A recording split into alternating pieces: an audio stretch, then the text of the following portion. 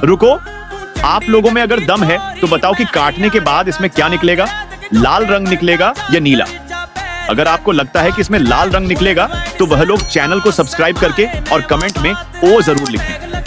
तो जिस किसी को लगता है कि इसमें नीला रंग है तो वह लोग वीडियो को लाइक करके और कमेंट में जी जरूर लिखें। आगे देखने से पहले बड़े बड़े सेलिब्रिटी को तो लोग बहुत लाइक करते हैं। आज देखते हैं कि माँ के लिए लाइक और चैनल सब्सक्राइब कौन कौन करेगा। तो इसको देखने से पहले तो जिसका आंसर था लाल, उसका आंसर है राइट।